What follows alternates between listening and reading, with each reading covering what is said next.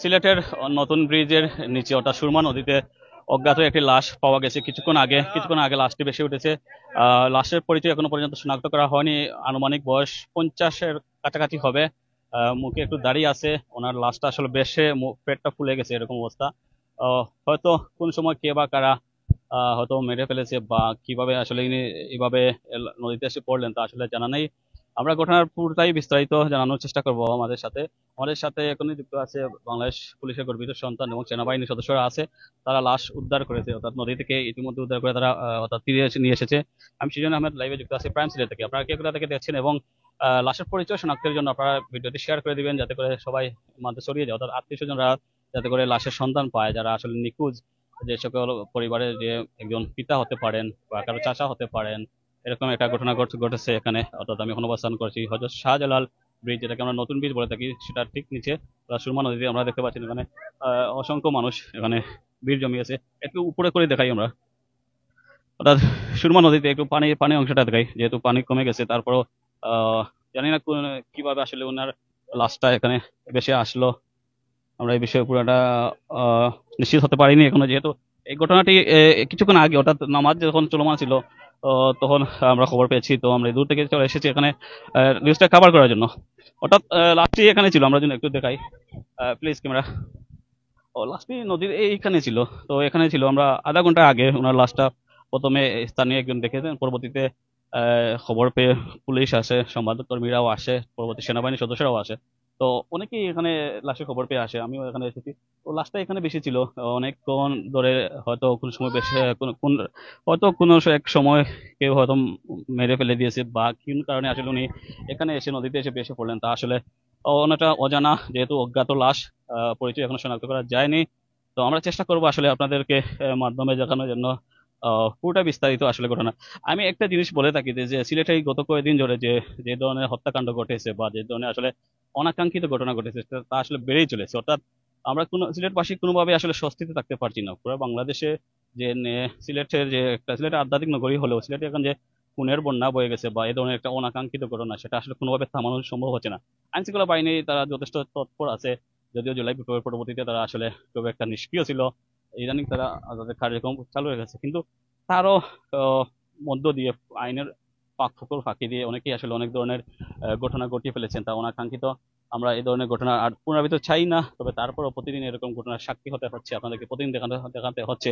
তো আমরা দেখাই আপনাদেরকে, উৎসুক জনতা এখানে ভিড় করেছে, যেহেতু এ ধরনের ঘটনা মাঝে মধ্যে ঘটে। তবে সিলেট বিশেষ করে সুরমা নদীতে যেহেতু আজকে যেটা ঘটেছে সেটা একটু ব্যতিক্রম। এই গত কয়েক মাস বা বছর হয়তো এরকম ঘটনা ঘটেনি।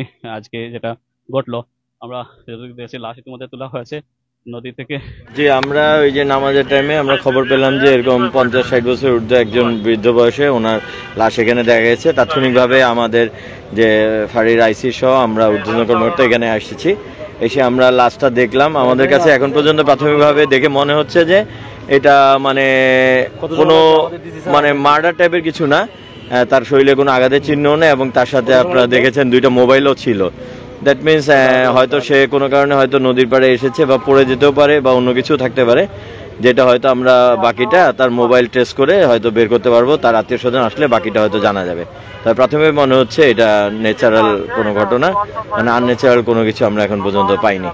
দেখে মনে হচ্ছে আপনার 55 থেকে 60 বছর বয়স হতে পারে। বাকিটা হয়তো তাকে তার আত্মীয় স্বজন আসলে বাকি বিষয়গুলো ক্লিয়ার হওয়া যাবে। না, প্রাথমিকভাবে তার যেহেতু চুলে মেহেদি দেওয়া বা ইয়া দেখে মনে হচ্ছে যে মুসলিম ধর্মের হতে পারে। বাকিটা আমরা হয়তো যখন সুরতাল করব তখন শিওর হইতে পারবো। আমরা মোটামুটি দেখে মনে হচ্ছে এটা 24 ঘন্টার ভিতরে, এটার যেহেতু এখনো ডিকম্পোজড হয়নি লাস্টটি, সেটা মনে হচ্ছে যে 24 ঘন্টার মধ্যেই ওনার এই ঘটনাটা ঘটেছে। খুব দেখছেন শার্ট আর প্যান্ট পরা ছিল ওনার পরনে, এটাই আর কি। আপনারা আমাদের দক্ষিণ সুরমা থানায় যোগাযোগ করলে হবে। আমরা ওই যে এখন লাশটা নিয়ে যাব আপনার আমাদের ওসমানী মেডিকেলে, ওখানে সুরতাল করার পরে আমরা বাকি ব্যবস্থা নিব। আর আমাদের দক্ষিণ সুরমা থানায় যোগাযোগ করলে হবে। আর পাশাপাশি আমরা দ্রুতই হয়তো যেহেতু তার সাথে মোবাইল ছিল, এটাতে আমরা একটা সিমও পেয়েছি, আমরা ওইটা টেস্ট করে দেখবো যে তার আইডেন্টিফাই করে ফেলবো। মেসেজ হচ্ছে যে আসলে দেখা যাচ্ছে আমাদের যারা বৃদ্ধ বয়সে বাবা মা থাকে তারা অনেক সময় দেখা যায় যদি এরকম কিছু থাকে, অনেকে মৃগী রোগ থাকতে পারে, অনেকে হাই প্রেশার থাকে, এগুলো যদি পরিবার সাথে কেউ সাথে থাকে তাহলে কিন্তু এই ধরনের দুর্ঘটনা হয়তো ঘটার সম্ভাবনা কমে যায়। সুতরাং তাদের প্রতি অনুরোধ থাকবে, তাদের যদি বাবা মা যারা দেশে আছেন ওনারা যেন সাথে ওনার বৃদ্ধ বাবা মার প্রতি একটু খেয়াল রাখেন, এবং পাশাপাশি যাতে সাথে উনি একলা যাতে না বেরোয় এইটা একটু যাতে সবাই সচেতন থাকে। পুলিশের যে পেকিং কাপড়গুলো আমরা যে বলি, পুলিশ সদস্যরা পেকিং কাপড় নিয়ে এসেছে, অর্থাৎ ফায়ার সার্ভিসে যে পেকিং কাপড়গুলো তাকে লাশের কফিন বন্দি করার জন্য সেটা এসেছে। লাশটা এখনো পরিচয় শনাক্ত করা যায়নি। বলে রাখি যে লাশের বয়স আনুমানিক 50 হবে এরকম। মোটামুটি দাঁড়িয়ে হালকা দাঁড়িয়ে আছে, মোটামুটি সুঠাম দেহের অধিকারী, মোটামুটি একটা মিডিয়াম বডির অধিকারী, যেহেতু পুরো এক বড় হয়ে গেছেন তবে মোটামুটি একটু সুঠাম দেহের অধিকারী। পরনে আমরা দেখাই যদি একটু আমি যদি বলি, আসলে ওনার পরনে একটা প্যান্ট আছে, প্যান্টটার কালার হচ্ছে সাই কালার, এবং একটা শার্ট আছে সেটা হচ্ছে নেভি ব্লুর মতো, এবং এটা জিন্স প্যান্টের মধ্যে বেল্ট পরা, অর্থাৎ ইন করা অবস্থায় হয়তো তিনি ছিলেন। অর্থাৎ আমি যদি প্যান্টে বলাই, ওটা আসলে এই ধরনের নর্মাল প্যান্ট ছিল, প্যান্টের কালারটা একটা সাই কালার অর্থাৎ মাটিয়া কালারের মতো, এবং এটা শার্ট ছিল এটা একটু ব্লু কালার স্ট্রাইপ মানে করার মতো শার্ট, আর হয়তো বেল্টও ছিল, হয়তো তিনি ইন করা অবস্থায় ছিলেন। তো আসলে এটা মর্মান্তিক ঘটনা, আসলে আমরা সাক্ষী হলাম আবারও। আমরা একটু দেখাই, উৎসুক জনতা এসেছেন, আইন শৃঙ্খলা বাহিনীর সদস্যরা এসেছেন, তারা ইতিমধ্যে ইতিমধ্যে তাদের যে তদন্তের কাজ সেটা চলমান আছে, অর্থাৎ লাশকে উদ্ধার করে সঠিকভাবে তার আত্মীয়স্বজনরা খুঁজে বের করার চেষ্টা করবে। এবং অপরাধ প্রবণতা এমন একটা মানুষের মধ্যে দেখে গেছে, মানুষ আসলে সামান্য কিছুতে আসলে কেউ কাউকে হত্যা করতে আসলে কিছু পাওয়া হয় না। এরকম ঘটনা প্রতিনিয়ত ঘটছে, আইন শৃঙ্খলা বাহিনীর প্রয়াস চলমান আছে। তারপরও যে মানুষের প্রতি যে ন্যূনতম মানবিকতা বোধ বা ন্যায়মত্ববোধ, মমত্ববোধ বা আইনের প্রতি যে তোয়াক্কা করে না, তার একটা প্রতিফলন আমরা দেখতে পাচ্ছি এখানে। যে নাকি মানুষ মারা যেরকম একটা একটা সাপ মারতে যেরকম কল্পনা করা হয়, একটা মানুষকে মারতে সেরকম কল্পনা করা হয় না, ইদানিং পরিপ্রেক্ষিতে বিষয়টা এরকমটা হয়ে উঠেছে। তো যেহেতু ওনার লাশটা পাওয়া গেছে, হয়তো মার্ডার হতে পারে বা অন্য কোনো ঘটনা হতে পারে, বা কোনো কারণে তিনি কিভাবে আসলে এখানে পড়লেন বা আত্মহত্যা করলেন বা কিছুই আসলে আমাদের কাছে পরিষ্কার নয়। অর্থাৎ আত্মহত্যা করতে পারেন বা মার্ডারও হতে পারে, আমরা যেহেতু অনুমান নির্ভর কথা বলতেছি। তো এখানে যেহেতু লাশের পরিচয় এখনো পাওয়া যায়নি, অর্থাৎ উনি কখন কিভাবে এখানে আসলেন তাও তো আমাদের কোনো জানা নেই। তো আমরা আপনাদেরকে জানানোর চেষ্টা করবো, অর্থাৎ আইন শৃঙ্খলা বাহিনী তাদের কার্যক্রম চলমান রেখেছে, তারা তাদের আইডেন্টিফিকেশন শনাক্ত করার চেষ্টা করতেছে। তারা এখন স্পটে আছে, স্পটের মাধ্যমে তারা তাদের শনাক্ত করার চেষ্টা করতেছে। তো ভাই স্যার একটু একটা মিনিট স্যার, একটা মিনিট আমরা একটু লাউড পরিচয় পাওয়া গেছে কিনা স্যার যদি একটু বলেন। আপনারা একটু আগে ওনার একটা মোবাইল আমরা পেয়েছি, ওই সিম থেকে আমরা আমাদের মোবাইলে ঢুকিয়ে ওনার ওখানে বাসা লেখা একটা নাম্বারে কথা বললাম, ওনার ওয়াইফ ধরছেন আর কি।